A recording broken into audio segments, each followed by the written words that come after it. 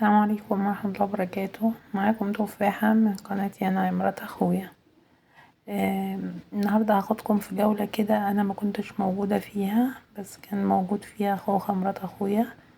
هي عقبال عندكم كانت رايحة تصيف في العلمين بتاعتنا اللي على قد حالنا في بلطيم. بلطيم بلد اللي محدش يسأل عنها خالص ولا يعرفها، بس بجد انا عن نفسي بحبها جدا جدا جدا. فهي قلتلها صوريلي شوية مقاطع وانتي جاية، فصورت لي بقى تصوير ما يعلم بيه الا ربنا يعني. الست خوخة. المهم يعني عايزة اقول لكم ان انا بعشق بلطيم فعلا. هي بلطيم موجودة في محافظة كفر الشيخ، ومكان جميل جدا ومصيف هادي وجميل، ومصيف على قد الغلابة على قد المصريين، ومكان محدش عارف يستغله. المهم دوت طريق من الحمول لغاية بلطيم. الطريق دي منطقة كلها جناين. انا بحب المكان ده قوي. بتمشي فيه حوالي 5-6 كيلو او اكتر، تالي اكتر يعني حوالي 10 كيلو.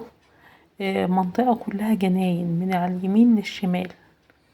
فطبعا هي خوخة كانت مصورة من العربية وهي ماشية، فما كانتش بتعرف تظبط الكاميرا كويس. المكان ده عبارة عن شجر مانجا وموز وجوافة ونخل بتاع البلح. منطقة كاملة يعني، تعتبر بلد كاملة يعني. بس المكان ده بجد بتمشي فيه في طريق تحس ان انت ماشي في حتة من الجنة. مكان في بلدنا محدش شافه قبل كده، مش عارفة اذا كنتوا شفتوه ولا لا. بس بصراحة انا بحب امشي في المكان ده قوي. بحس ان انا بتنفس كده، وبحس في مكان ان انا في مكان تاني غير المكان. شايفين منظر النخل عامل ازاي؟ والبلح ومنظر المانجا، والناس بتطلع تقف على اول الطريق بتبيع مانجا من الشجر على طول وبلح. بصراحة مكان جميل جدا جدا جدا، لكن للأسف محدش بيعرف يستغله كويس، ولا بيصوروا فيه، ولا بيحاولوا يطوروه، ولا يجددوا منه، ولا يعملوا منطقة سياحية. عايزة اقول لكم يعني المكان دوت بتمشي فيه كأنك في وسط غابة بس غابة من شجر الفاكهة والمانجا ونخل وجوافة. ومعروف حاجة بلطيم بتبقى جميلة جدا لأنها أرض رملية. مشهورة هناك بلطيم بالمانجا والتين والعنب والبلح. حاجات فاكهة كتير بتتزرع هناك، بتكون في أرض رملية، فحاجتها بتكون جميلة اوي. طبعا خوخة مصورلنا تصوير ما يعلم بيه الا ربنا، بس بصراحة مكان جميل اوي يعني. هو انا اللي علقت على الفيديو، هي قالتلي خدي بقى ركبي وصوري وعلقي انتي بقى، عشان انا كفاية ان انا صورتلك.